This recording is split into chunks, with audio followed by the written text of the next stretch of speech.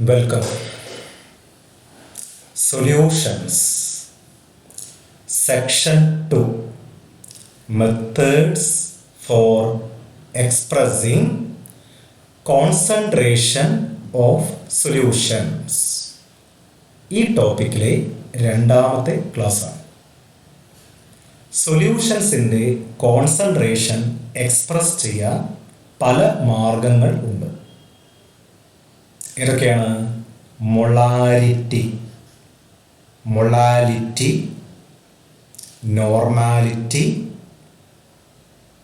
Mole fraction. ഈ 4 കഴിഞ്ഞ ദിവസം പഠിച്ചു. കഴിഞ്ഞ ക്ലാസ്സിൽ നമ്മൾ നോക്കിയതാണ്. ബാക്കി 4 ഈ ക്ലാസ്സിൽ നോക്കാം. Question 19. Write a note on mass percentage. എലമെൻറ്റിൻ്റെ മാസ് പെർസെൻറ്റേജ് നമ്മൾ പഠിച്ചിരുന്നു. ഇത് സൊല്യൂട്ടിൻ്റെ മാസ് പെർസെൻറ്റേജാണ്. അപ്പോൾ mass percentage of solute. Okay, write a note on mass percentage of solute. വളരെ സിമ്പിളാണ്. ആദ്യം ഇക്വേഷൻ നോക്കാം. Mass percentage is equal to mass of solute divided by mass of solution. പിന്നെ പെർസെൻറ്റേജ് ആക്കാൻ ഇൻറ്റു 100.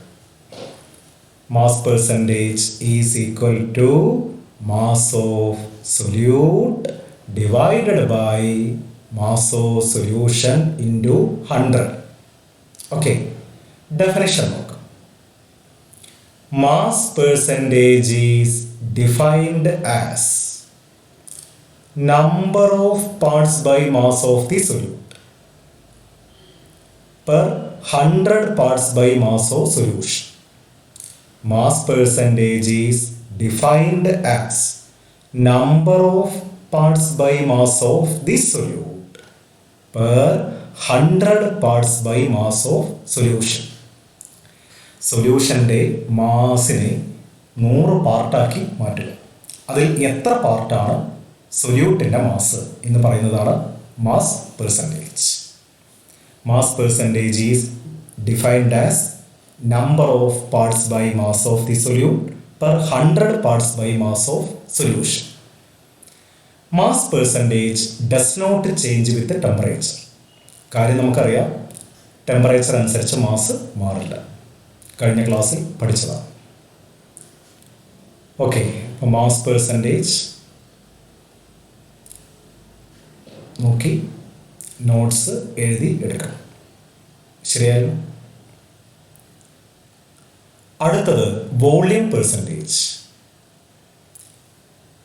നേരത്തെ പഠിച്ച അതേ ഡെഫിനേഷൻ തന്നെയാണ്. ആ മാസ് എന്ന് പറയുന്ന സ്ഥലത്ത് വോളിയം എന്ന് ചേർത്താൽ മതി. അതേ ഡെഫിനേഷൻ തന്നെയാണ്, പഠിക്കാൻ എളുപ്പമുണ്ട്. Volume percentage is defined as number of parts by volume of the solute. Mass and volume of the solute per 100 parts by volume of solution. Mass and volume of solution.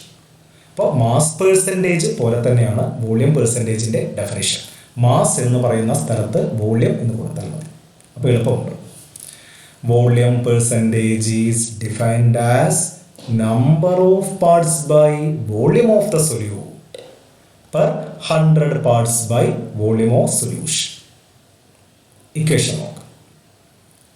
Volume percentage is equal to volume of solute divided by volume of solution into 100. Mass പെർസെൻറ്റേജിൻ്റെ അതേപോലത്തെ ഇക്വേഷനാണ്. Mass എന്ന് പറയുന്ന സ്ഥലത്ത് volume എന്നായി മാറി. ഓർക്കാൻ എളുപ്പമുണ്ട്.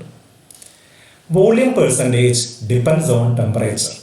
അപ്പോൾ ചില കുട്ടികൾ ചോദിക്കും, വോളിയവും ക്യാൻസൽ ചെയ്യില്ലേ, അപ്പോൾ ഇൻഡിപെൻഡൻ്റ് ഓഫ് ടെമ്പറേച്ചർ എന്ന് വരില്ലേ എന്നൊക്കെ. അല്ല, ടെമ്പറേച്ചർ മാറുന്നതിനനുസരിച്ച് സൊല്യൂഷൻ്റെ വോളിയം ചേഞ്ചും സൊല്യൂട്ടിൻ്റെ വോളിയം ചേഞ്ചും ഒരുപോലെ ആകില്ല.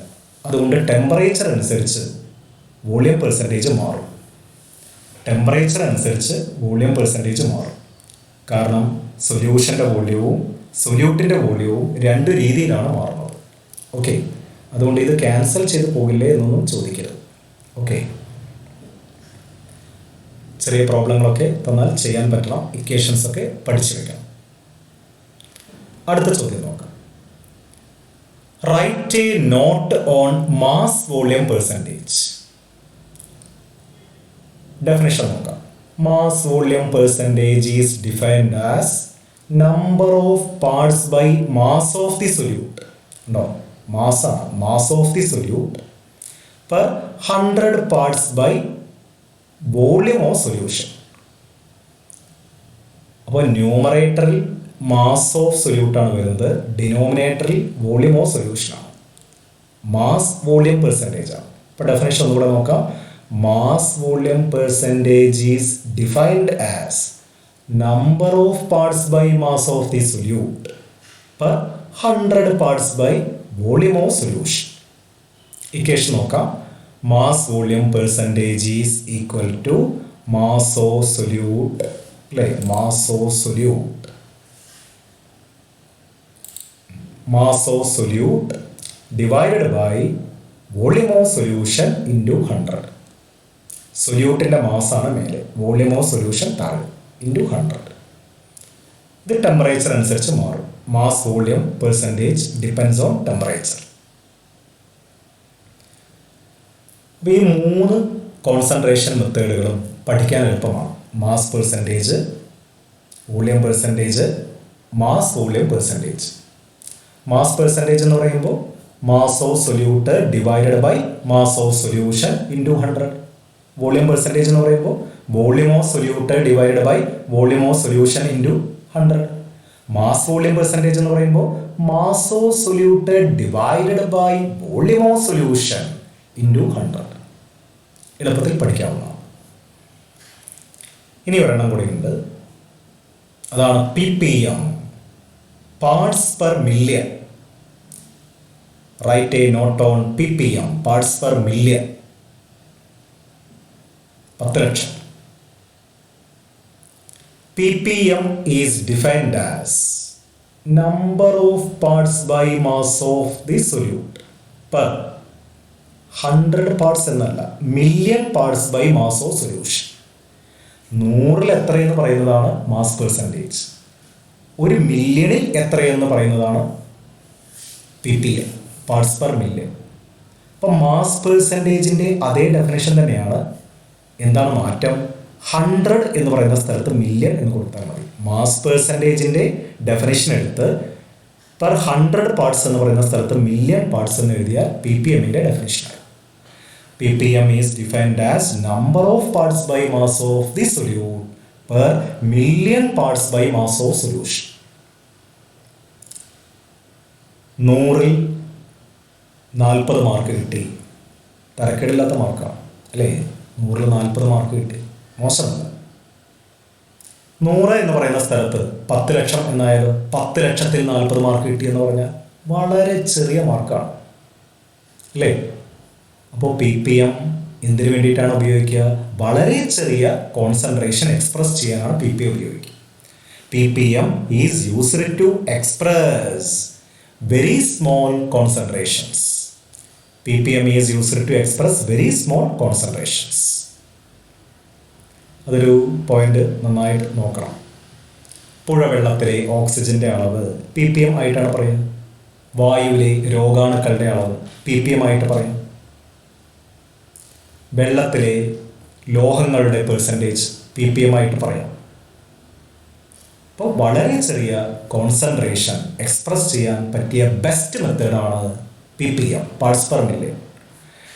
ഇക്വേഷൻ വളരെ സിമ്പിളാണ്. ppm is equal to mass of solute divided by mass of solution into 100. അല്ല, 100 ആണെങ്കിൽ മാസ് പെർസെൻറ്റേജ് ആയി. 100 എന്ന് പറയുന്ന സ്ഥലത്ത് 10⁶ എന്ന് എഴുതാം. 100 എന്ന് പറയുന്ന സ്ഥലത്ത് 10⁶ എന്ന് എഴുതാം. വേറെ മാറ്റമൊന്നുമില്ല. അപ്പോൾ വളരെ ചെറിയ കോൺസെൻട്രേഷൻ എക്സ്പ്രസ് ചെയ്യാൻ പറ്റിയ ബെസ്റ്റ് മെത്തേഡ് ഏതാണ്? ppm. ഇത് ഇമ്പോർട്ടൻ്റ് ആണ്, നോക്കണം. അപ്പോൾ സൊല്യൂഷൻ്റെ കോൺസെൻട്രേഷൻ എക്സ്പ്രസ് ചെയ്യാൻ പല മാർഗങ്ങളുമുണ്ട്. 8 മാർഗങ്ങളാണ് നമ്മൾ പഠിച്ചത്. ഏതൊക്കെയാണ്? Molarity, molality, normality, mole fraction. കഴിഞ്ഞ ക്ലാസ്സിൽ പഠിച്ചത്. ഈ ക്ലാസ്സിൽ നോക്കിയത് mass percentage, volume percentage, mass volume percentage and ppm.